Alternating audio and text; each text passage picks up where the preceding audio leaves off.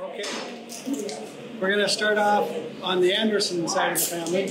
We have Char to help with the names and dates.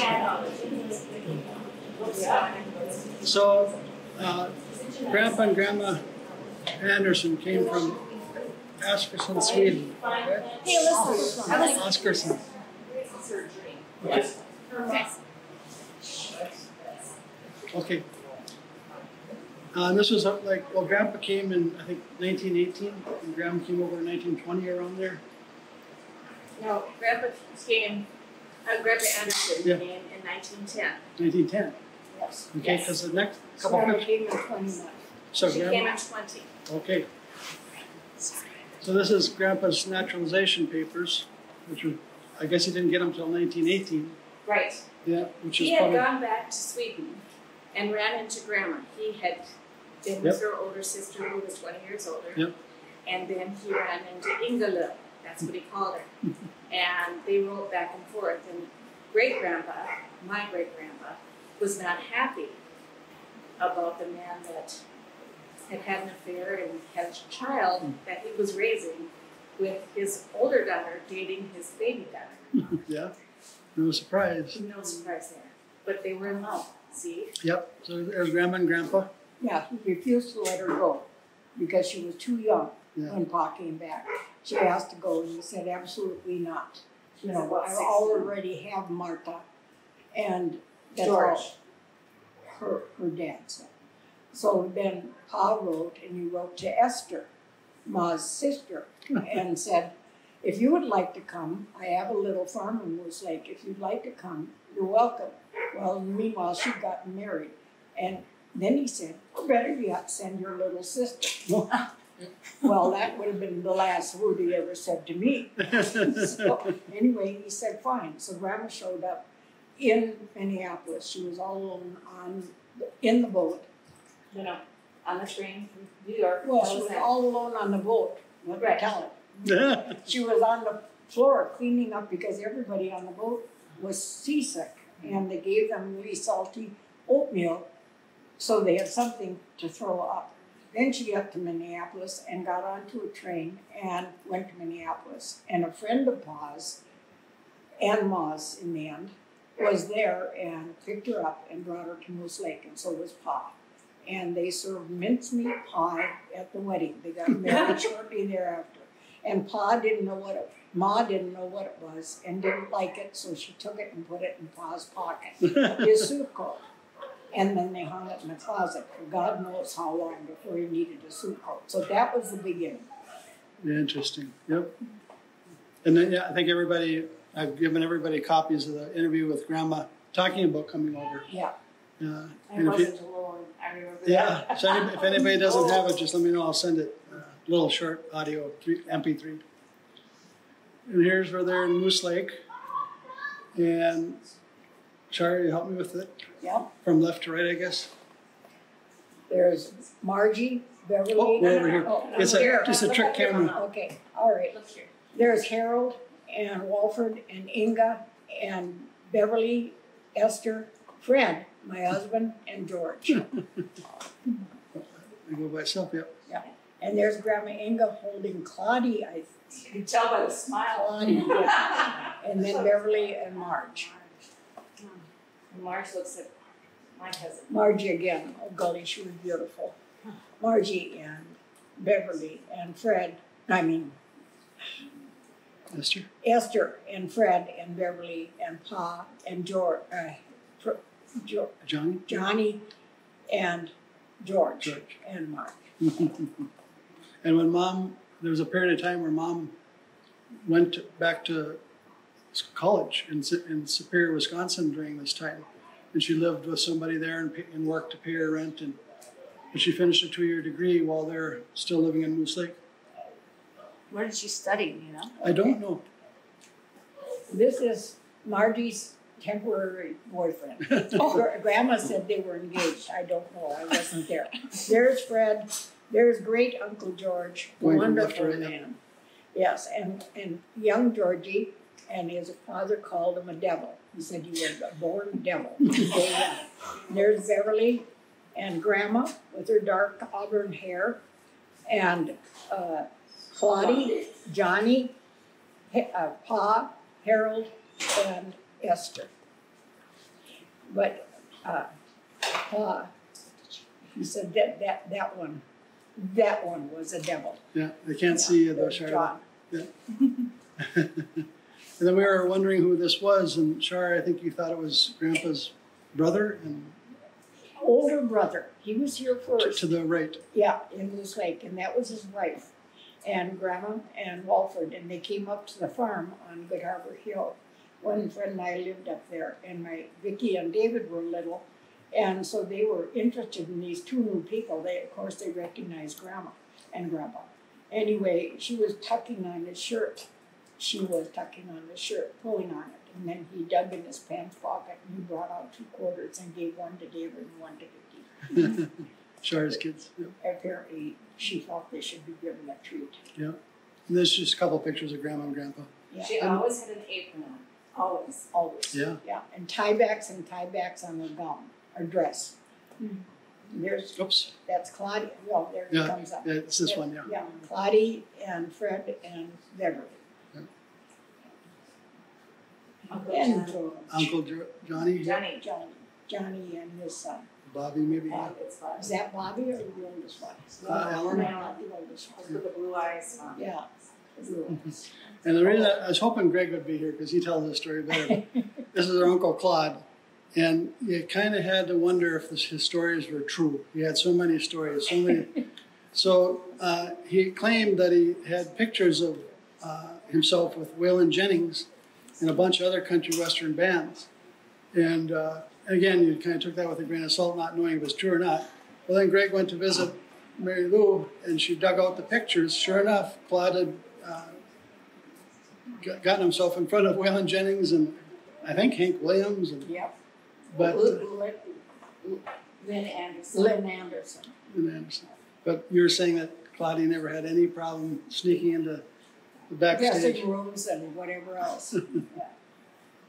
And then this on the left is Esther and Bev, which looks a lot like Liddy, her cousin. Yeah. And then Margie and Mom and Beverly again on the right. And there's the house in Sweden. That's Grandma's Horning's house. home. Yes. And that's where Inga? That's where she grew up. Yep. That's right. It's called Horning's home. I don't know if they heard you, Mom. Horning's home. Yes. And that's me and Fred and Lori. No, Vicki. Vicki. Yeah. Okay. Small, Vicki was I'm taking a picture. Yeah. But how many times have you gone back to Sweden now? 5 times. 5 times. I've done it once to Sweden, and Fred said once to Norway, excuse me. And Fred said, as we were leaving Norway, he said, I hate to say this, but Char, Norway is much prettier than Sweden. Dad would have liked that. So what he said to us when we were growing up, half Swedish, half Norwegian, how could you live with yourselves? Well, see, our dad always said we're in constant conflict with each other because we're half Swedish, half Norwegian. Yeah. Oh, that's Harold and his wife and Becky and Sandy and Amy. And I was telling Char that when we went down to visit him once or twice in White Bear, and it was the first time I ever heard a train. We didn't have any trains up here, so I'd never, ever heard a train, and they'd go by every night. And of course, they didn't have air conditioning, and it was in the city, so it was like 100 degrees, and it had never been that hot. And then this is Grandma again, and then Grandpa, and who do you think this is? It's Claudie. It's Claudie? I remember Claudie was in 1st grade, and Pa was holding me. It was during hunting season, so Grandma was over helping Mrs. Sloan, and I was the cook. And I was 16 years old, and I could boil water. That was it. Anyway, Claudie was crying. He said, I can't find any socks, Pa. I can't find any socks to go to school. So Grandpa picked them up and put them in his lap, and he said, here, I have a pair of socks here in my jacket pocket, and gave it to him, and they went all the way up to his crotch. The foot part fit in the shoe, and the heel was behind his calf. But he had socks. Yeah, and this is at Grandma Tofte's house. And eventually, Grandma Inga ended up living with Grandma Tofte in Grandma Tofte's house. In the summer. Yeah, in the summer, yep. And it offered the opportunity for Grandma to walk over and see Mom more, so it was quite a wonderful time. But I guess going back to this one, Greg tells the story again. I wish he was here, but when we'd always walk by Grandma's house because we had a path to the store. We always called it the new store, but it was already 30 years old. But it was the newest store in Tofte. So when we'd go to the new store, we'd pick up their groceries, and on the way back we'd bring them the groceries and their change. And Greg said he remembers that he put the change on the table, and Grandma Tofte grabbed a quarter, pulled it back. Grandma Inga grabbed a quarter, pulled it back, and it got down to the last dime. And Grandma Tofte quickly pulled it to her side. And she goes, "How come you always get the extra money?" She goes, "You drink cream in your coffee, I don't." Again, in the back is Mom's cup shelf. I'm sure you all remember that. That was really her, only treasure. Yep. No, you guys work for treasure. Yeah, I guess that's true. And this is a letter from Sigurd Olsen, the environmental writer. And Grandma went up to stay with Johnny, and our Uncle Johnny up in Ely, and she had read his book, and she said, "I want to call Sigurd Olsen." And my Uncle Johnny goes, "No, he's famous, and we'll never get to see him." And she insisted, and finally they called, and Grandma talked to him. And then she wrote this letter back to Grandma. And again, you'll have copies of this when we're done. I'm going to make it into a PDF so you can read it maybe a little bit later. Then, now we move on to the Tofte side. Yeah. And if any of you remember Dad, everything was Norwegian. It was Norwegian sweaters, Norwegian, everything. So this is Tofte Våg on the island of Holstøy, where they came from. And the house, and the white house closest to us, is where Grandpa grew up. Grandpa and Uncle John, and his great Uncle John. Now, who are you talking about? Andrew, Grandpa Andrew. Yes. Yep, and his twin brother John. So moving to Tofte. Excuse me? Moving to the Tofte side. Yeah, I'm sorry. I thought when we went to the Norwegian one, everybody would get it. Holstøy. Yeah, Holstøy. This is kind of the west side of Holstøy. Chris Tormenson said that he would commonly walk from one end of the island of Holstøy to the other in a day's time. It isn't that big. When we're like Shar and Lori and Vicky had gone to Sweden, we had the opportunity to go to Norway because Abby had talked us into getting a foreign exchange student. And you can't pick where the foreign exchange student comes, but she happened to come from Norway. So when, at the end of her stay, we all decided to go back with her and spend some time. So when we first pulled into Tofte, we had an interpreter. Our foreign exchange student, Anna's dad, was an interpreter. So that obviously is what we needed to even get there. But we went to the wrong house. We didn't know where we were going. And this is the house that they grew up in. That's one you saw in that picture earlier. And when we, again, very few of the family spoke English, but the young kids did that came. But then our two cousins came running out of the house with a picture, and I wished I would have included it, but they're holding up this 8x10 picture was the same picture that we had, that Grandma Tofte had in her house. Right. Kind of, you're at the right house. You're at the right house. And this is on that island is Eide, and this is Eide Kirk Church, and it's not far from Grandma and Grandpa's house. But it plays a pretty important part later on in life when they build churches in Tofte. That was a very important thing. Education in church was really important. This is just a side view of it, but it has that sod roof, I'm going to go fast because we got lots of pictures. So this is Hans Ingelsson. This is Katie and Joy's grandfather, great-grandfather. Hans Ingelsson married our Grandpa Andrew's sister, Johanna, which is in that wedding picture there. They came, well, first of all, Hans sailed in both the English and American Navy prior to settling in Duluth and then calling for his wife-to-be, Johanna. This is Andrew and John. They're identical twins, and they were 21 years old when they made the decision to come to America.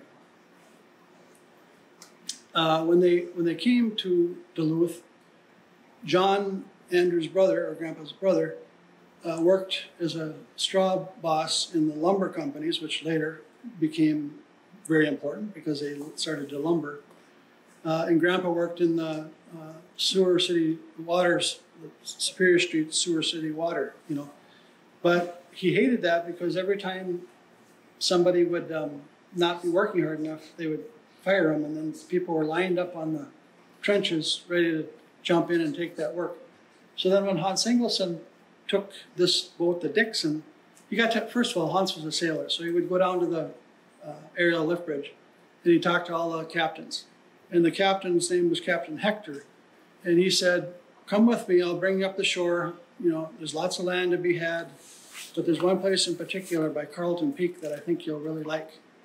So he went up on the boat and found the little town of Tofte eventually, and the Carlton Peak was named after a surveyor earlier, and he went back to Duluth and he claimed the land in Tofte.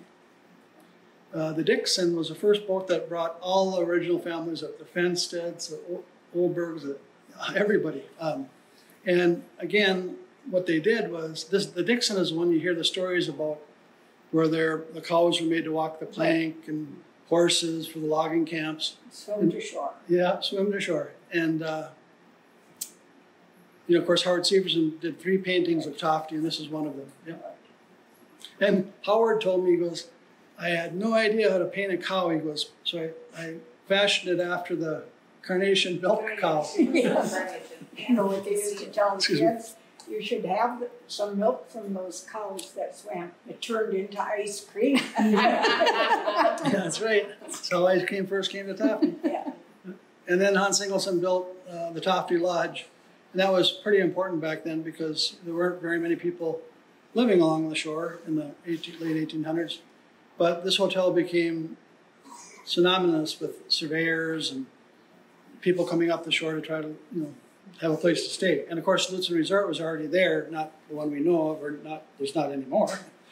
But, you know, the Tofte House, or Tofte Lodge was, you know, pretty important. And it's an interesting note that when Hans Ingelsson had his first house built, guess who built it? Sam's grandpa. Oh my gosh. Yep, he came down from, and Mr. Anderson, I don't remember his first name. But they, was it? Charles Anderson, I think it was, yep. So Sam's great-grandfather was built, and they built Char's house, or Fred built, then in turn, Fred built Sam and Abby's dad's house. Chris is here. Yep. He came and visited our house, and she wanted one the same. So Fred Chris? You were saying Chris wanted the same? Yep. Yeah, okay. But she gave one, well, he did. Sam's dad wanted like Fred's house, and so Fred grew them, and they did additions and changes, and then Fred built it, where it's backed into the hill, easy to heat. That's when the prices of oil got sky high. Yeah. So we moved from a big house, almost that big, into a house that's backed into a pile of mud. This is in 1902 when Grandpa Andrew and Ed Eide and a few others went back to Norway to convince the people in Tofte, Norway, on the island of Halsnøy, that there was opportunity, and there's fishing, farming, logging. So 23 immigrants from Halsnøy came in 1902. And here they're standing on the deck of the steamer America in Duluth. On their way in October to Tofte. You know who the baby is? Yeah. The lady with the black band on there. That's the one that owned Lutzen Resort. But she's who? She married Nelson from Lutzen, and they owned Lutzen Resort. Yeah, go up there. Then this guy right here. That's Harley's grandpa. And go up back one more time. Harley Tofte from Yeah. Dockside. Yep. And then move over to the left a little more. That's Grandpa Andrew. Although he had already been here, but of course he was bringing him back, so he's in the picture. I think there's 27 in there. Chris Tormenson is there Yeah, Chris among the Tormenson. kids. Yeah. He said the reason his ears stood out like this is because they slammed his hat down so hard on his head so he wouldn't lose it. And then again, this is a picture of the steamer America, which they came up on. Yeah. Replaced the Dixon. Right. And then this is Grandma and Grandpa Andrew's wedding and then their wedding certificate. Margaret somehow got a hold of this. Maybe, I don't know, but we're lucky to have it. It's, Yes. you know, and yeah, beautiful. Yeah. And this now, from left to right, is Andrew Tofte and Andy Tofte in the white, and then Grandma Sonova, and then Ted. And then you move over to the other family. I don't know which one the boy is, but that's John, Andrew's brother. And then, she donated to Tofte Park. Is it the home? The daughter. Oh, yes. And, yeah, she's the one that donated the land for the Tofte Park eventually. Right. She had TB. I can't believe I can't remember it. But then Cecilia, and the interesting part is Cecilia and Sonova were sisters, Tarmansons. Yeah. Sisters married twin brothers. Yeah. Oh, they look so much alike.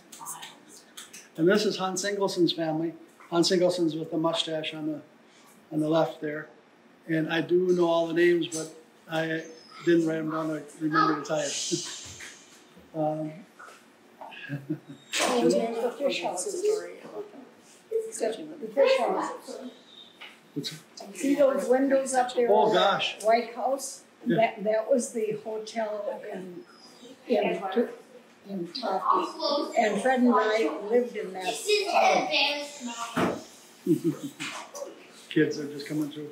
I forgot to mention, Abby helped me remember, that Hans Ingelson also was one of the people that helped bring portions of the Statue of Liberty across from France. And he also brought, when he got back from there, then on the Chicago World Fair, he went back to Norway and he took the boat that they wanted displayed at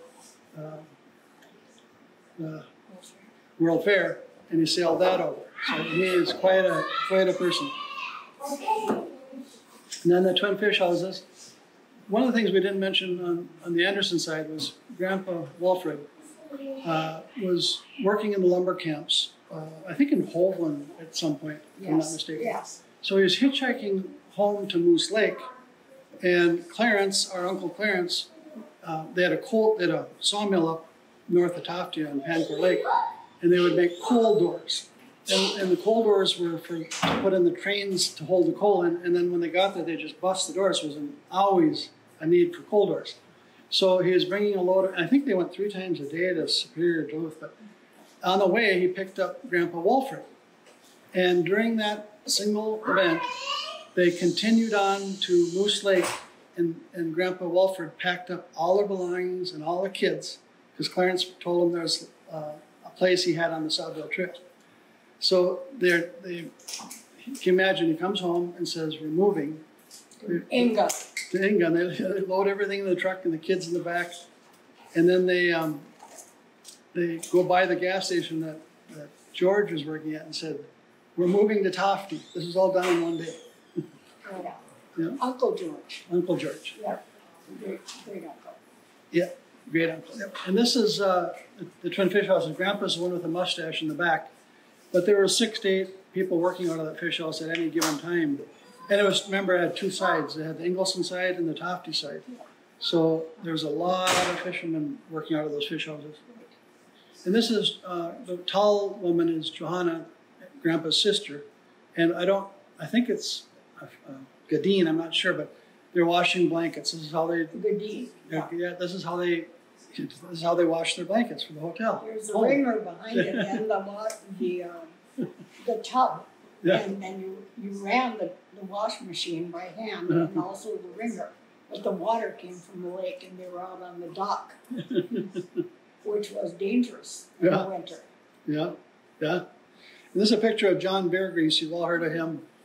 When John Beargrease delivered mail up and down the shore, Chris Tarmanson talks about it in his book, Tofte, that he would stop at the Tofte Lodge, and that's where he slept. He took a break there. He ate there. And again, Grandpa's sister, Johanna,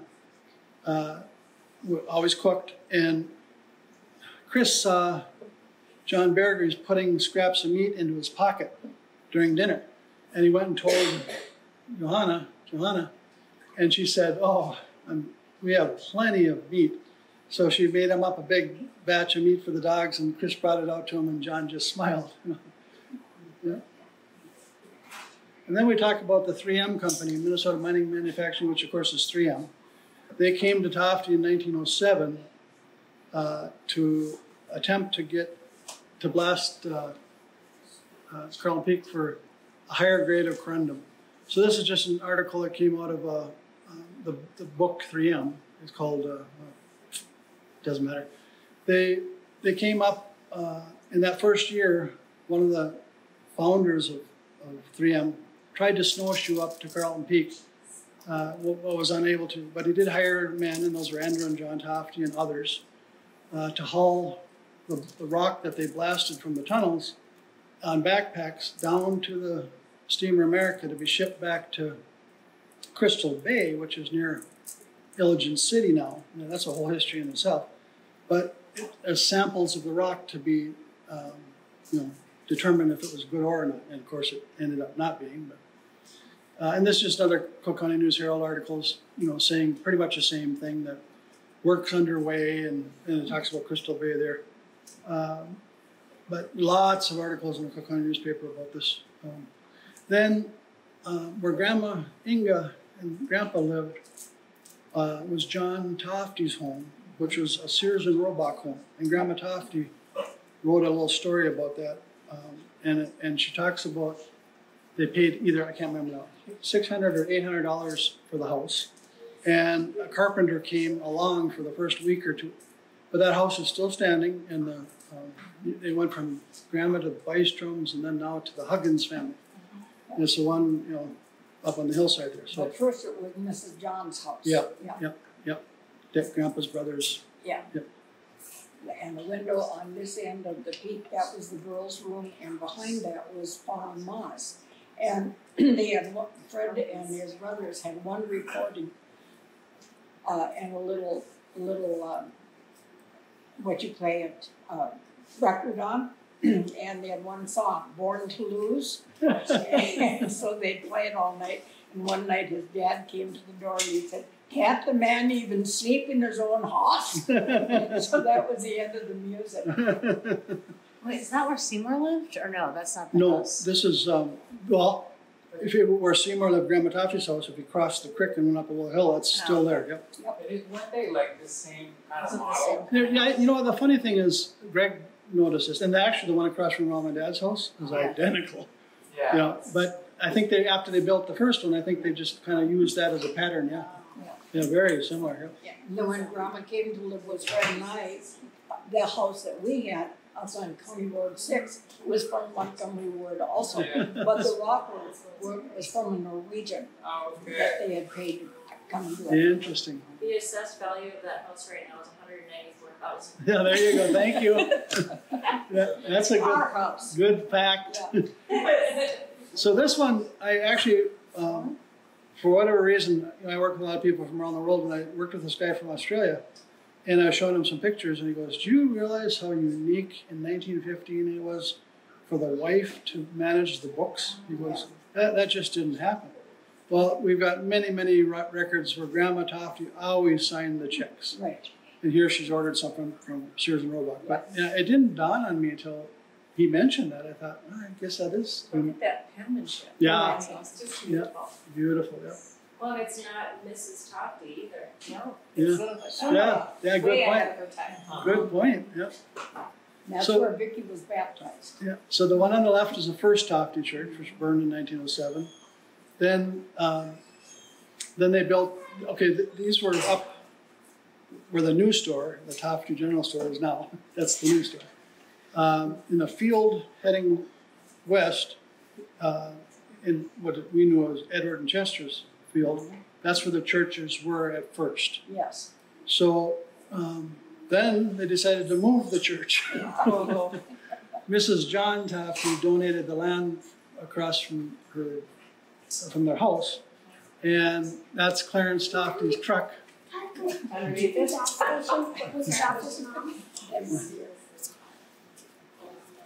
And just imagine moving a church on a flatbed truck. And then this is where it sits. I mean, it sat in relatively the same place as the Zor Lutheran Church is now, a little bit north of that. And that's where pretty much everybody from I don't know, from our family, Yeah. started. Right.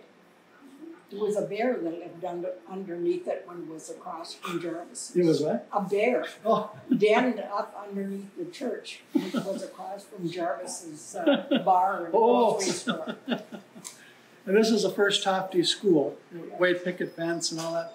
So again, in Norway, one of the few Scandinavian countries that had a literacy of almost 100% by the late 1800s. So education was really crucial, and church and family were. And of course, that's what they did. They built a community in Tofte. This is the Steamer America coming up to the Tofte dock. Right. Yeah, give you a perspective. That's the Steamer America at the end of the Tofte dock. Cars came on the Steamer America and were unloaded on docks. Gadine's car came that way. And then this, the timetable for the America. You see at Tofte, they came in, they came 2 times a week. When they're going up towards IRL and when they came back. But and this is what would be the second Tofte school. And it was the first in Tofte to have electric lights and flush toilets. Right. And Chris says the janitor or the care people couldn't keep up with the water pressure because everybody wanted to flush the toilet. But it had a Delco generator, which was something every farm had in the Southwest as a backup power, or not backup, it was their power. When Fred and I lived in Mrs. Olson's cabin before Vicki was born, one of the summer cabins, he would go over to the school and get hot water for me to wash clothes. Oh, from the school? Yeah, and we would carry the wash tub back to the cabin and wash clothes and then get them rinsing from the lake. Crazy. I think I've got 10 water pails in the lake right there. And it was built right on a cliff at Bluefin Bay there. So it was very dangerous, but the kids all looked out, daydreaming, looking out. Or in the fall, one story Ted Tofte, Uncle Ted talks about is in the fall, all the fishermen were coming in with loads of herring, which meant they were going to be cleaning herring all night. And the teacher was kind of fascinated by this because he hadn't grown up here. So he let the kids out of school early, and they would go home and get their chores done and then go down and clean fish at the fish house. This is just a shot of the Tofte Harbor, the Tofte barn up in the far right-hand corner. Twin fish houses. Fred tore down that old barn. They made him to do that, yes, behind Mrs. Your grandma's. Yeah, I bet. I bet. That was money in his pocket after we got married. Wow.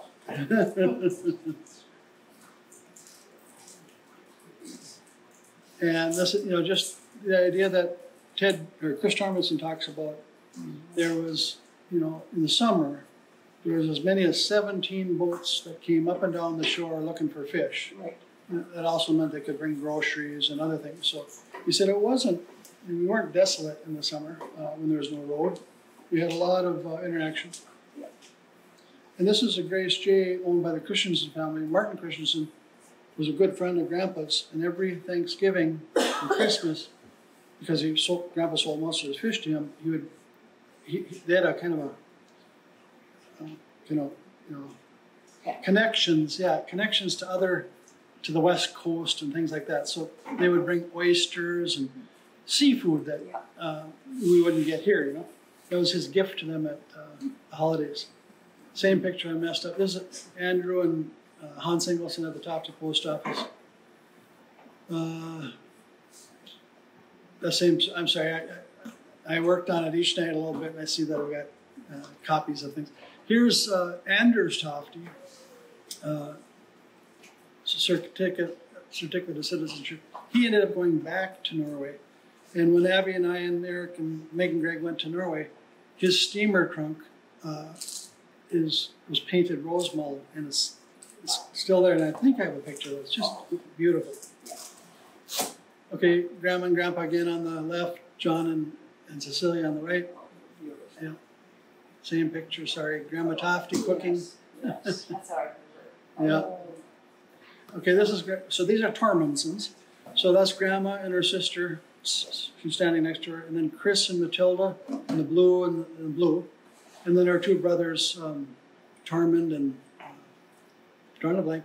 Tormund lived up east of Marais, and Chris and Matilda, I took care of them as they got older, and Chris was blind, and so part of my job as a home health was to help him with his personal care. So I give him a bath. So this one time, Matilda was in the kitchen making something, and I was going to help him out of the tub, and of course I had the belt that you have when you're helping somebody up and down, and he just didn't have enough strength to get a hold of the front of the tub to get up. He said, I'm weak, I can't get up. I said, just a minute. I rolled up my slacks and asked Matilda for 2 clipper clothespins, and I rolled up my pants and jumped in behind him and pulled on the belt, and he stood up and stepped out, and I set him on the toilet, and we were both laughing, both him and I. So Matilda came and she said, so what's so funny in here? Well, he said, I'm 84 years old, and it's the first time I've been in a tub with a woman. And remember, Chris fished for 60 years of his life out in Lake Superior. Yeah. He finally had enough. Who's the other brother in the back there, Mom? The black shirt? I don't know. Yeah, I've drawn a blank here. One's Tormund, but I don't know. Well, this is related, the They're brothers and wife of the sisters. guy on the end is related to my father. Oh, for crying out Yeah, loud. she's a Gilbertson. Oh, for crying out loud.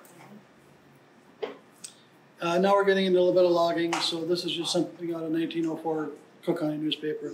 Talks about Hans Ingelsson going to Duluth and finding people for the lumber camps. You know, remember, there were very few people living there except family, so it was pretty common for them to go to Duluth to find loggers. And this is actually Grandpa. It's one of the few pictures we have. Grandpa in his later life, and one of John's sons, I think, his nephew. So is Grandpa sitting or standing? Standing, Grandpa sitting. He was a short man. You'll see in a few other pictures. But you notice that they're railroad ties. When they first came to start logging, the first thing they did was they logged white pine, but they ended up logging cedar because there was an indispensable need for cedar ties for the Iron Range Railroad mining. So you'll see other pictures where there's huge stacks of railroad ties. So they used broad axes to, smooth them. Yep. And the lumber companies later, or the mining companies later said that they loved the hand-hewn logs. They lasted longer than the ones that were planed. Not sure why, but that's what they said.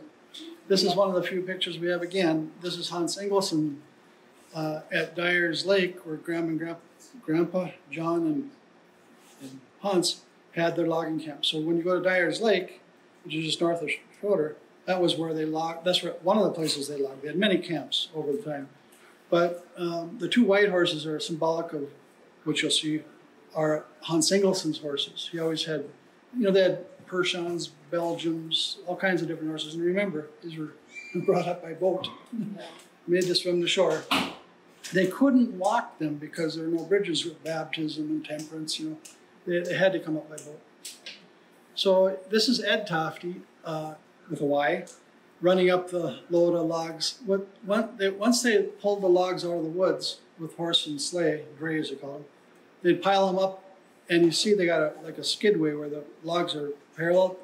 They had like a kingpin, and they would pull a kingpin, and all the logs would roll into Lake Superior. This was up and down the shore.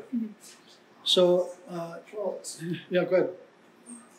Yeah. Towed by a boat to Yeah. the other side where the mills were. Yep. So this is again in Tofte. Yep. This is the lumber that they logged. This is a Tofte beach in front of Bluefin. Right. And early on, before they rafted, they had scows. And we have pictures of Tofte Harbor where there's 3 scows waiting to load lumber. Or scows? They're like barges. A scow. A scow, yep. And this is before they started rafting the logs. They'd load them by boat. And so they'd dump them in the lake, then they'd hook them up to that crane, and they'd load them up, and then they'd go across. They put a chain around them. Yeah. And then tow them. Yep. And then, so we'll move on here. So then this is another boat, but used to haul lumber. And you'll later learn a little bit about the John Schroeder Lumber Company in Schroeder, Minnesota that employed 1,000 men at one time.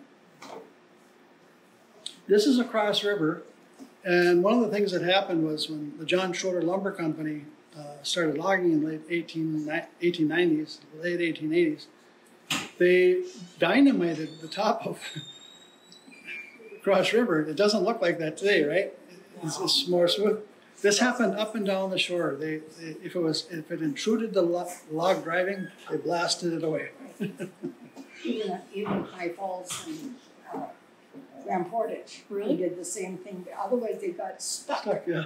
and men had to get in there and walk among all these logs, tumbled together. Lots of men fell between and got crushed and died. Yeah, there's a lot of deaths. Yep. And actually, the first the first telephones lines were Charles Johnson and Graham Marais, and the Smith family that were part of the Alder Smith line, and they overtook the John Schroeder Company. Well, those were the first telephones because they had, in the case of the John Schroeder, they had 7 dams, which you'll see. So that's how they communicated to open the dam to let the logs come down. Same with Charles Johnson, Johnson and Graham Marais. This is one of the 7 dams on the Cross River. So what they did is they can you imagine, they came over from Michigan and surveyed the land and built 7 dams, which backed up water from 3 different lakes that we now fish from. But there was a chute. Yep. Just amazing. And then like Char said, log rafting continued, to the late 30s, early 40s. And I was going to put some pictures of Graham Marais, but I have too many pictures. So Similar. Similar? Yeah, similar. They're hooked together with chains. Yeah. But didn't I see that when I was growing up? Yes. Oh, yeah. Yeah, I got, there's a picture, I took it out, but Yeah. me and Scott, Yes. yep. So Yeah. no, that's okay. The logs surrounding it were Sitka spruce, which were railed in from Oregon. Yeah. They had to be huge logs, and like Right. Char said, they had to chain them together. So they went 2 miles an hour from Sugarloaf and Schroeder and Grammary. over to Wisconsin, where the mills were. And there's a story. I just listened to this. Lori in the Cook County Historical Society. I listened to this audio that they were coming from Pigeon River and pulling one of the largest raft logs ever. I think it had 2 million board feet or something. But the wind was blowing them backwards. So the people in Grand Marais watched for 2 days the tug trying to get across. Yeah. And then the logging railroad. So most of you have seen this when you go up to Sawville, you stop and look at the sign. It's called the Alder Smith line. And it was a railroad that went from Knife River, effectively, all the way up to Cascade, which there was a limit back then for private companies that could only go 99 miles. But you'll notice that it eventually continued on up to Rose Lake, because the line north of that first line that you see along Lake Superior, Frederick Weihauser, he became the largest lumberman probably in the world. He built the Northwestern and General Logging Railroad, which he ended up taking over. And then there was always talk about the P&ID Railroad from Thunder Bay joining with the one by Rose Lake. Well, it was going to go to Gunflint Lake. But both of them brought their railroads up to that point, but there were so many obstacles that they never finished it. But the people in Grand Marais were thinking, now we can take a train from Grand Marais, Thunder Bay, go to Thunder Bay, or we go to Duluth, from there we go to Minneapolis, but it never happened. They built the ground for the railroad at Clearwater to go in. Clearwater Lake. Yeah, they had built the berm, and all they needed were those logs to start laying the tracks when they stopped it. Yeah, big. And this is just a receipt from the Alder Smith. Grandma had this. So what happened was, John and Andrew Tofte were the last loggers to float logs down the Cross River. This is after John Schroeder, this is after Smith. But they did contract work still for John Schroeder, they did contract work for Smith. So apparently they were paid a couple $100 for one time. And this is one of the railroads. So imagine, 15 miles north of Tofte, there was a railroad. They went from Knife River to Cascade. The road is still there. It's still there, yep. And that's most of the roads we take. Yep. The grade that we take, that's the railroad grade. Yeah, they built lots of bridges, obviously, to make that happen. This is a real picture, although it was turned into a painting. It is a real picture of the Alder-Smith line. Now they had their depot in Knife River. This is today, that building there has been reconstructed in the last few years. So if you ever get a chance, when you go through, take the old road to Duluth, stop into Knife River. It's beautiful. Larry Ronning, our friend, is one of them that did it. Larry Bjorn. It's beautiful. And this is the Knife River. Look at the number of logs that they, every day they came in with trainloads of logs, How long did those railroads run for? When did they stop? It was 1910 roughly till 20s or 20s, yeah, mid-20s. And actually there's one little story that the steamer Crescent owned by the Johns family out in Al they stayed too long on Al in the 60-foot wooden boat they had, got stuck in ice near Tecumseh Harbor. And they were done for. They were going to spend the winter there. So every day they sawed themselves free to get the boat, and they'd rev the engines. And the interview that says is everybody jumped ship except the Norwegians. They stayed with them. But this railroad they walked up through the woods and they asked the Alder-Smith line to bring coal. And then they would take a horse and sleigh and they'd bring the coal out onto Lake Superior where the boat was stuck all winter. Yeah. It turned to slush. Yeah, and then they finally got out in the spring. Yep. This is Andy and Clarence's sawmill. Chet Erickson ended up owning it eventually. Yeah. That's where Walford and Harold and Fred and George worked for Chet. That's right. And when I married Fred. Yeah, but the one that Fred worked at one outside of Tecumseh Harbor or something, you told me. You told me. Yeah, I moved up to Grand Marais, but that was the sawmill. But they were up the sawmill. Oh, okay. Way up there. And Harold and Fred had gotten a little Easter treat. It was caramels, or not caramels, toffee of black children, little. Yeah. What a gift to give for Easter. Anyway, they each got it and they decided not to eat it. So they buried it in the ground up there on the sawmill. And then Fred and Harold walked into where they thought they had done it, like 50 years later, and couldn't find it. We're getting into farming now. So that's Grandpa's and Grandma's barn, the house. On the right-hand side, you see the school with the white picket fence. Mrs. John's house. And then the Hans Ingelson's in the far closest to the lake. But look at the farm fields. They're all treed now. Yep. And the interesting thing is, Ted said, it was a small farm. We had 7 or 8 cows, 60 chickens, a few hogs, but it fed 14 people between the two families. Right. So it was subsistence, And that's the barn, and then that's after the fire. You can see Carlton Peak clear as a day from Grandma Tofte's house there. And that's the cemetery up. Yeah, now the cemetery, yep. And there's a close-up of the barn. That's the house Grandma lived in. That's the Sears and Roebuck home. Yep. It's a now you're talking about Mrs. Andrew or Mrs. John? Mrs. John. Yep. Mrs. John. That's the one Fred lived in.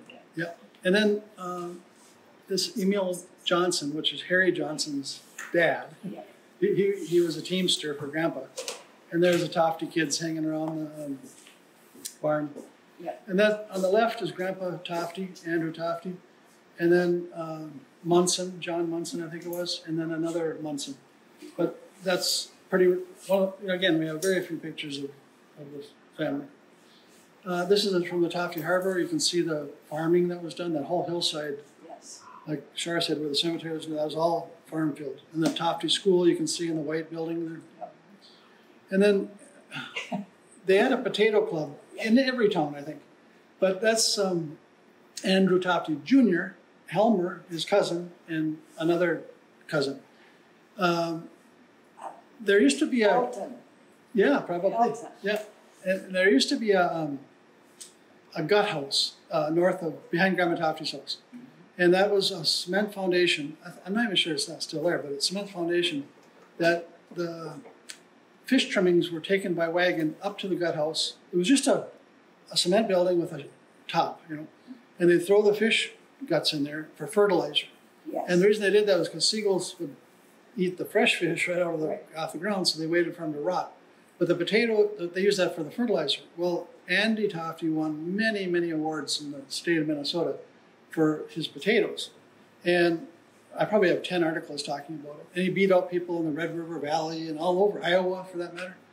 It was the fish trimmings that were there. Yeah. I have to tell you a story about my grandfather, Helmerson, that lived on Good Harbor Hill. They were friends with all these people, my grandparents were. And Grandpa was offered $1 a pound for his herring. And he said, I'm not going to risk my life for a penny a pound after I've gutted them and filleted them and salted them or whatever else. So he buried them out in the field because they are good fertilizer. And my grandmother got up and she said, Herman, we had snow last night. So my grandpa came flying down the stairs to look because it was early spring when he was going to plant. And it was seagulls had dug up the entire potato field. It was snow white. So seagulls with the snow. Then you see on the right-hand side, the potato warehouse, they literally built a potato warehouse because there was such a need for potatoes, and they were such famous for the potatoes. And so they would, and then that's the Tofte dock, and they would store them. So all the fishermen east and west of Tofte that would roll their potatoes over, store them in the warehouse, and then when the steamship would come, they'd bring them out to the boat. But then the bottom fell out, and they couldn't give a potato away for some reason. I can't remember what the reason was now. So they took all the potatoes that were left in the potato warehouse and they just threw them into Lake Superior. But it was a big deal. It was a big deal. Yeah, spoiled, I suppose. And that's the steamship, one of the steamships, the Hazel, owned by the Christensen family, and those are the sacks of potatoes that went out.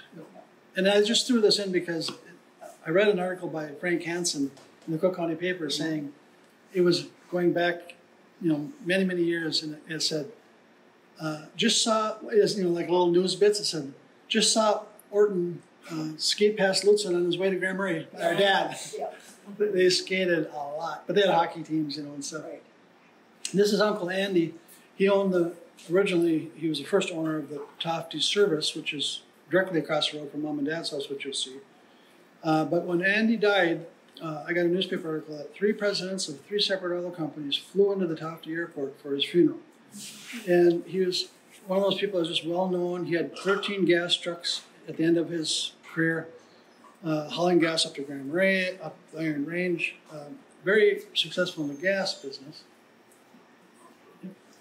Andy's brother, Clarence, one time drove a truck from Duluth, and he said he must have been asleep. He came to, he was in Colville. He had completely forgotten to go home and ended up in Colville. So that was not an easy drive either. This is that's on the left. That's our Aunt Eleanor, She's so Dad's sister. Yep. And then on the right is Andy and Gladys. Yes. And I told Shar earlier, I didn't know Gladys was Eileen Netland's sister until I was in high school. Yeah. Isn't that weird? Cobblestone Lodge, yep. Yes. Today, the Cobblestone Cabins. Right. This is Uncle Clarence, and most of the pictures we have of our uncles are holding big trout. Literally, that's most of the pictures we have. But Clarence was a big man, and he's the one that helped bring that church down. Everybody says, oh, Clarence was this big, strong man. Yes, he was.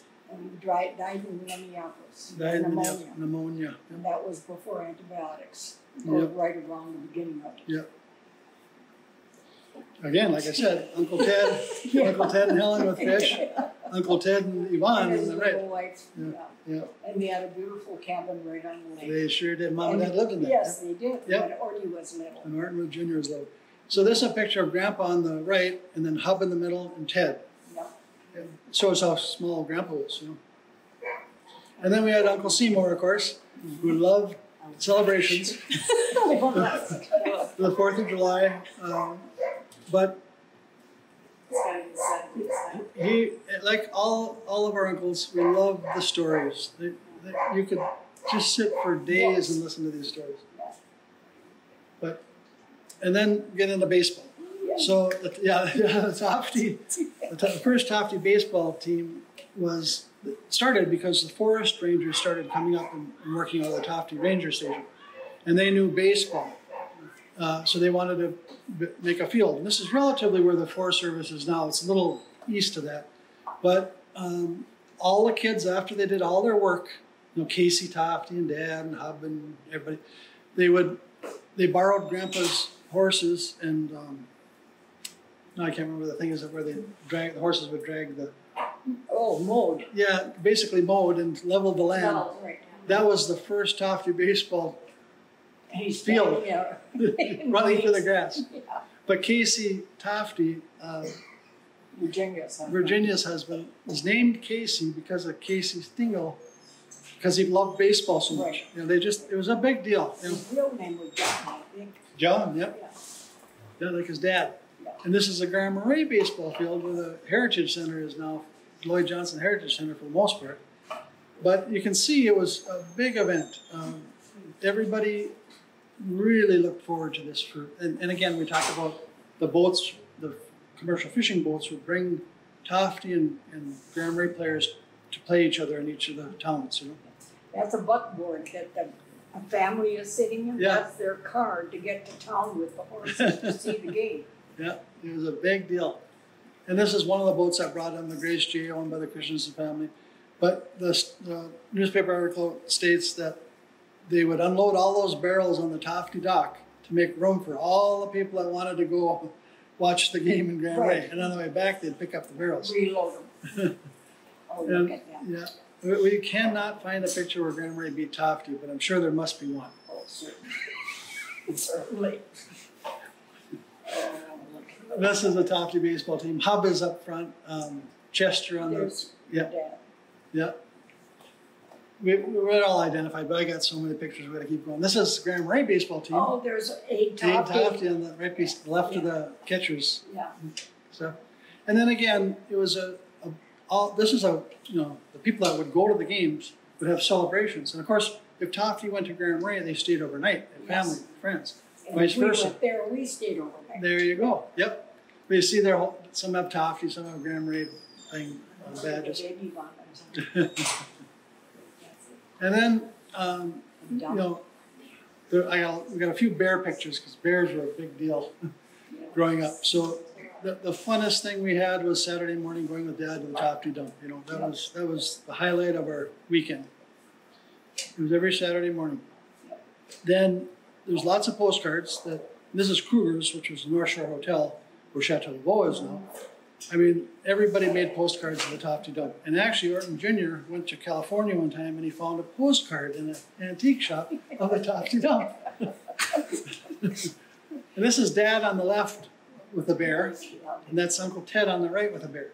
And the thing is that when you show pictures of bears chained up, it's sad. It is bad. But there's so much bear hunting at the time that cubs ended up being left as a result. Right. And so they didn't go looking for little bears to hang.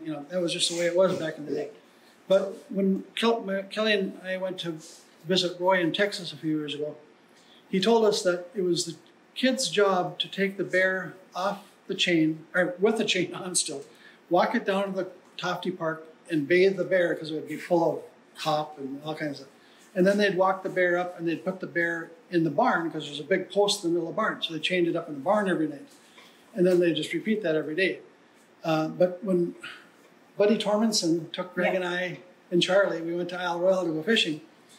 It was 4 or 5 in the morning, and they started talking about how Clarence would wrestle the bear in the barn for the tourists for 50 cents or whatever.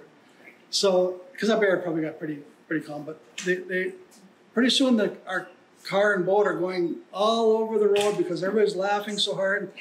And they said, he couldn't have made any money because every time he fought with me, his shirt was ripped to torns. And it's just another picture of, what they'd do is they'd make fictitious pop out of sugar and coloring, and then they'd sell it to the tourists, To feed the bears. To feed the bear. Yep. So this is Ted with the bear. Right across, directly north, would be where Mom and Dad's house is now, and then to the right is Grandma Tofte's little shed. You can't see the house. But, okay, now we talk about Mom on Isle Royale.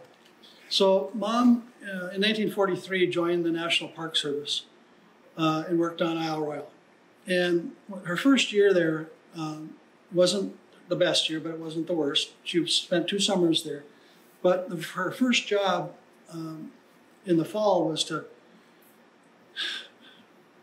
take bear grease and put it all over the stoves, the wood stoves. Because in the spring they'd come, to keep them from rusting, in the spring they'd come and light the stove, and the smoke and soot would get on the walls. They'd have to wash those down. But the first year was during the war, so there was no meat per se. They had spam and, of course, fish from the fishermen. That kept them happy and everything. Then on Saturday evenings, I think I have more pictures here now. Yeah, well, always here. On Saturday evenings, they would have dances at the Mott Island National Park. And Mom would play matchmaker at these dances. And that kind of reminds me of Abby that plays matchmaker, Hans and Chris. I think that's kind of how your life started. Matchmaker. And one person, she said, got married. But they also had a pet moose called Wilbur. Mom said it was a crusty old soldier. But the tourists just loved it, you know. And then on Tuesdays, the steamship South America, which I'll show you in a minute here, would bring tourists. But that also meant that the cook at Rock Harbor Lodge would get smuggled booze from the ship. So then that meant Mom and everybody were going to be cooking breakfast on Wednesday mornings every time, because the cook would never wake up. Then Mom left the island in October and went to Mammoth Cave in Kentucky, and where they made bedspreads and curtains, you know, to bring back to Isle Royale. Yep. And her favorite memory is working with a hillbilly woman, she called her, who chewed snuff and spit it out on a platoon. But she was an excellent seamstress. Right. You know why they put the bear grease on the stove? So it wouldn't rust? So, yep. Yeah. Exactly. Yep. The second year, Mom said it was still good, but the food was scarce because of the war. Yep. Then when she came home that second year, it was on October 1st, and she took the steamer or boat to Detroit, which I also have a picture of. And the seas were rough almost immediately. So they could only make it to Wright's Island, and that's about 15 miles on the south shore of Isle Royale. So they didn't make it very far, stayed there. Then they went further to Washington Harbor, where the Singers had a resort, a big resort, very big resort. They had boats, they had huge boats that would bring the tourists to help. But again, as they entered into Washington Harbor, the seas were so bad that the fishermen came out in their gas boats to help and support them. They were really kind of in trouble. And of course, the family was worried back home because Mom should have been home, you know, a day or two earlier. But somehow the Coast Guard had recognized or tracked them somehow and called the families and told them they were actually okay. Then, you know, basically when the war ended, you know, Dad came home in 1945. Having spent 3 years in the Philippines, where he ended up getting yellow jaundice. He was very sick and thin. Then I'll keep going here because there's some pictures that'll coincide with the stories here, I guess. But that Hotel Brighton's the one in Florida. So she worked at Mammoth Cave and also in Florida at this hotel there. This is a letter from Isle Royale that Mom wrote to Grandma Tofte, ultimately saying she's okay, but wouldn't mind a letter or two. This is where she worked at Rock Harbor Lodge. Then this is at South America I was telling you about. That would come on Tuesdays and bring the booze for the cook. But Mom really enjoyed this time because people would be, you know, they'd rent boats and they'd be, you know, they'd boat them around to different places. Mom got to know the fishing families pretty well back then. This is that scenario I told you where they're coming into Washington Harbor. And it kills me because you always think of things to ask you know, when your family's gone, you know? Yeah. And that's the Singer Island House, which was really one of the bigger lodges on Isle Royale. But the fishing village is the Sievertson family. Right. So you got to imagine that the Sievertsons are one of the boats that came out to help Mom and the other boat get into the harbor. Just I went to Isle Well, when I was 13, 12 or 13, I'd been sick all summer, and so mother let me go with the Sundquist girls. And what was his name? Roy Ober. Huh? Roy Ober.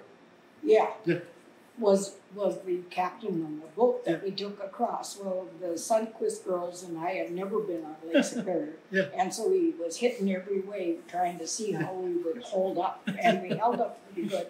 Well, he broke the steering cable. Well, So we spent the night in Sievertson's fish house, which she had fitted out with 2 double beds that were there all the time, which smelled like fish and mold. But never again. I didn't care if I ever saw Al again. Yeah. But I went with Fred and Ted and Shar is talking about Roy Ober, who ultimately sailed Al 3,000 times, circumnavigated it. Right. 3,000 times. So he knew what he was doing. Yeah. This is a card Mom sent to Grandma, Inga. It says, remember not so long ago when old man stork flew by? Well, time has flown. This baby's grown. Here's proof you cannot deny. Mom wrote a lot of letters. Yep. And she had the best penmanship Yes. in the world. Then Mom worked on Carlton Peak. Now you're going there tomorrow? Mm-hmm. Okay. So the interesting thing is that Mom would walk from Tofte up to Carlton Peak every day to climb that fire tower to watch for fires. And when we were re-roofing the shingles on Mom and Dad's house, you couldn't get her past the second rung. She was scared to death later on in life. But she said that tower would sway back and forth. But she was pretty adventurous. I mean, did a lot of different things. I got a picture of Fred and George going up that ladder that I took and told them to get down. But they didn't. They crawled all the way up. That was before she had kids? Excuse me? This was all before she had All kids? before children, yeah. Okay. Was it before Grandpa?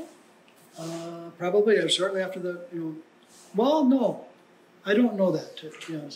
It was built. It was built in 27.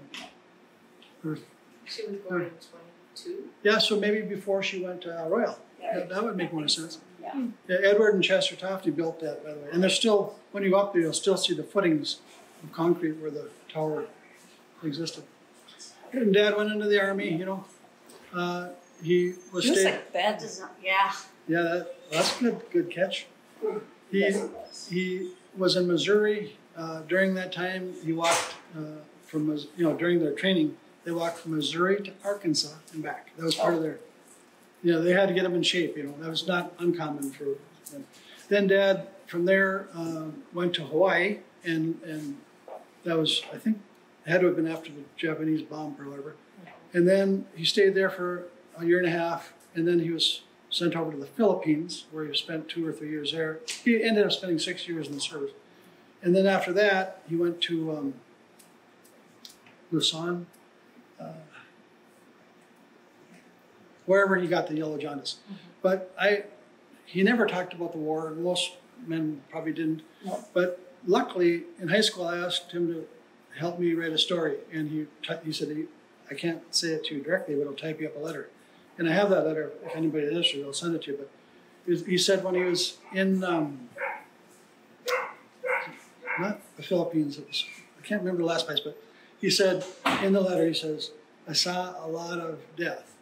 And he said, I saw elephantitis, malaria, black fever. He said, and he wrote it, the one small town I was in was no bigger than Marais, and they had a funeral every day for children or people living in the town. That's what bothered him the most. He was in many battles in the sun. But anyway, that's What year was he born? 1918. Yeah. And then when Mom 1890. No. 19. He said 1918. Yeah. Well, trust me, I always question because I have so many dates in my head. Let's see. Okay, so Mom actually met Dad at Edgewater, where Char also worked as a waitress. But Mom was waitressing there, and that's where they first met. But then Mom would see him at church, and she loved his voice. He did sing at church. And what she liked especially was how gentle and kind he was to the little kids. He was always playing with the little kids. So she kind of thought that was going to be a good fit, maybe, you know. So then one day Dad calls Grandma Inga and asks if Margie's there, Mom, and said, Margie, do you have a photograph needle? Mine's broken, which is a ruse. He didn't need a needle. But she said they did. But he had brought an album along, and the album was I Want to Get Married by Gertrude Lawrence. And she was a famous singer during the war. And that was really the start of everything, you know. Then, well, I got to keep going here. So then they eloped because they didn't have any money, which really made Grandma Tofte very upset. But they didn't have any money, so they went to Moose Lake, back to Moose Lake, where Mom had a friend who was a justice of the peace. He married them. In Moose Lake? Claude. In Moose Lake, yep. Claude was his name. Claude Williams. Yes, that's right. So they got married, and then they went back and honeymooned at the Spalding Hotel in Duluth on the Superior Street there. Let's see. This is, I think, shortly after they got married, and I wrote down the people's names, but I always forget them. Gosh, I just can't remember. Then they were, the Tofte store was first owned by Andy and Clarence, but as each brother came home from the war, that was the gift that they got. And so when Dad came back from the war, shortly thereafter, he was given the store for him and Mom to run. And Mom would run the grocery side, Dad ran the pumps, and they had a little bar in there too, because everybody had bars back then. Right? He and his brother had the run of the store. Yes. His brother didn't. He was Fred and I went together at the same time Margie Norton did. And she came down with Fred to Minneapolis, where we got married. So she was maid of honor at our wedding. And Fred had a wedding ring to give me, but he took himself to a bathroom and took the ring off and laid it on the sink and forgot it. So I had to use Margie's ring. And I'm going to go quite fast now because we got lots more, I'm sorry. So this is Mom, Dad, and Orton. They call him Punky. This is when they lived in Ted's cabin, which is still there, but somebody else owns it. And then just a few pictures of Mom with Orton in that case. Mom with Orton again. Dad with Orton. I'm sorry, but I gotta keep going. You're gonna kill me if How old were they? Yeah, how old was How old were the kids? Margaret? Oh, Yeah. who? Mom. When did they first, like, how old was Margaret when she had her first kid? You know, sure. Well, she was born in 22, and so Orton is Vicky. So, I'll be there. well, she came back and met Dad in 45, 46, and they got married shortly thereafter. 46 is when we got married. Okay. Yeah. So a week after. So how old is that? Somebody do the math from 18 minus 46? 22, 1922 she was born to 1946. Let's get that part. Yeah. 46. 24. Huh? 24? 24. Okay, 24. So she'd be 26, 27, probably shortly thereafter, right? You're right. You got married? When So they how old had was children shortly after they got married? Yeah. Yeah. He was born this summer because He was born in May, and Punky was born in May, and Vicky was born in January. I cannot think of Uncle Orton as Punky. Yeah. Keep going. Okay. Grandma. Always the most pictures of the first one. I'm sure Punky has the most pictures. yes. Yeah, he does. Always. This is Dad and his friend when Dad was young. The funny thing is, Shara said, look at that, he's a hippie, he's got a headband. But wait till you see Greg coming up. No. That's Dad when he was little. This is Dad and his brothers and sisters missing Clarence and Andy because they had already passed away. Clarence, as Shar said, died of pneumonia, and Andy drowned on a lake taking people fishing. He was guiding all the time. In Is fact, Ted in the middle? Ted's in the middle. So it's Dad on the left, Hub, Ted, Seymour, and Roy, and then Eleanor and Grandma. Yeah, Yep. right. Yep. So this is a picture where Mom is on the right with Orton Jr. and Claudie, her brother, and then Grandma and Grandpa Anderson there. So it must have been, they must have gotten together periodically. Birthday party. Punkies. Yeah, it's like Grandma Tofte's house, yep. Punky's birthday? Yeah, Punky, yeah. This is Kirk with Mom. I just love those pictures. And when Mom loved to pick berries. And I told the story to Char earlier, but when I first got married, it was my first birthday with Kelly. I had always told her that Mom would always have little teeny strawberries that she put all over the cake with whipped cream. If she asked me what I wanted, I said, I'd love that. So she went to the store and bought store-bought strawberries, pasted them all over. And then I walked in, she said, what do you think? I said, my mom used to put little berries. Can you imagine what Kelly said to me? Get the hell, that's the last birthday cake I'm ever making you. And we had that picture already. And then Mom, this is when you kids were here. Yeah. Mom and the yodel stove, Mom and Dad, Paul picture and the church picture. Mom's a beautiful picture. Yep.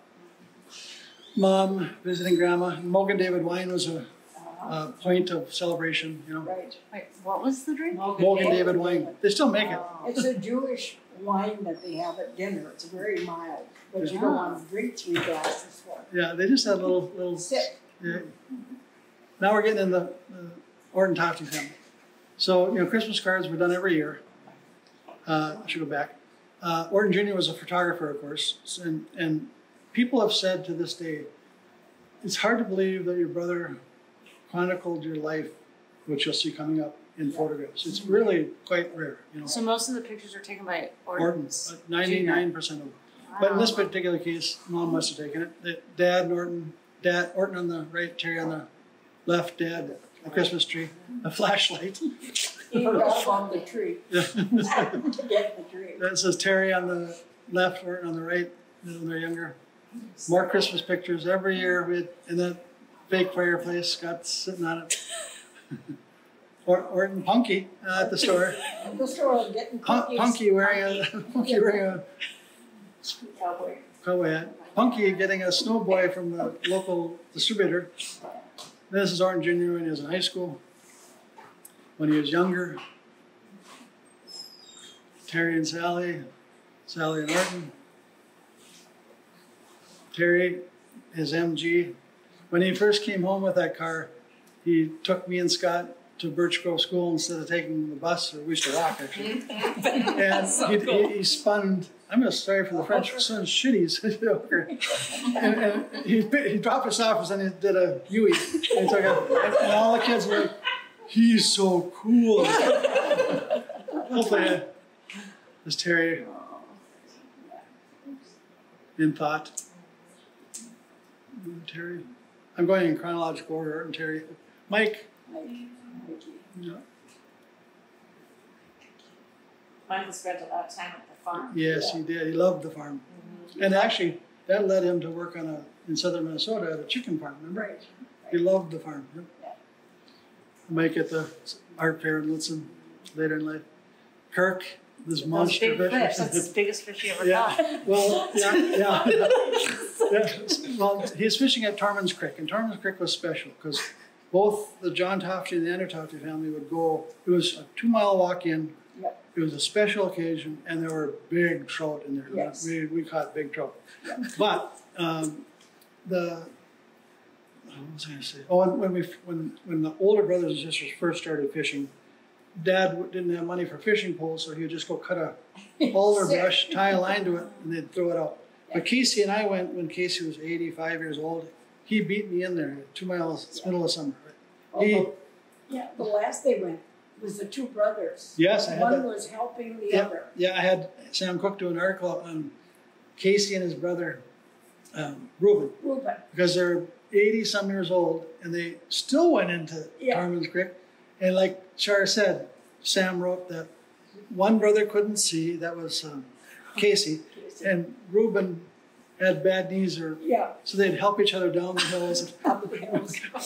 But we have that article, so if anybody ever wants to read it, it's a beautiful story. Orton and Vicky, my daughter, and your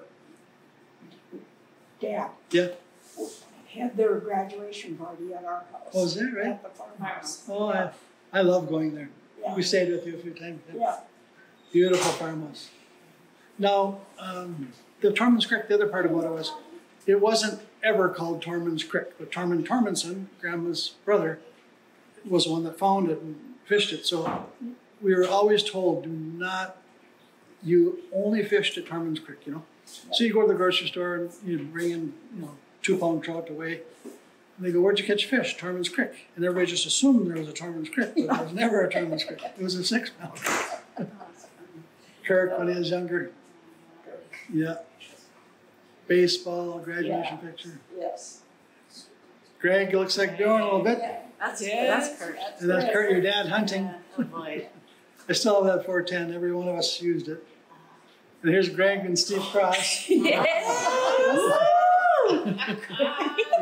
Steve Cross is Mary Lou's brother. Yeah, Mary Lou, Mary Lou's brother. Mary He was Claude, here this Uncle summer. Claude, yep. And cousin Solveig just bought property above Steve Cross. Is that right? Oh, I didn't know that. Really? Yeah, so Good. he's gonna be the neighbor. Good, good, good. This is Ellie and Margaret when they're younger. Margaret, the funny thing is that Dad, Mom started it, I suppose, but behind the sister's bedroom, he planted roses so that when the summer, right next to the window, so it always smelled like roses, And Mom's favorite windows were the living room window where she could sit and watch the seagulls, or the kitchen window where her rose bushes were. So Dad was a gardener, In fact, when Dad died, beer bombs, and another store owner said, "You know what? Your dad would come home from the mining company and he'd stop and he'd help us learn how to plant flowers in front of our store. He just loved gardening." That's Margaret at Grandma Tofte's house, probably a Thanksgiving. Ellie when she was little. And again, these are all Orton's pictures, Ellie in the field, in the rock. The flowers. Yep. Yeah. Cute one of her. Yeah. Ellie and Margaret sitting on a chair in front of the living room. Ellie and Margaret. Really good buddies. Yeah. And I'm the little boy on the left with Mom, and then Ellie's looking over at the book, and then myself in the field. Scott and I, when we'd have birthday, Mom would take paper plates and then make the hats. Yep. Uncle Scott, total towhead, also an actor.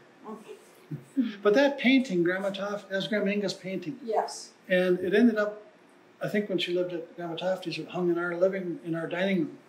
Okay. And I didn't quite understand how long she'd had that painting, but Art Jr. said that was one of her favorite paintings, if not her favorite painting. I got one that she was given when the house burnt down.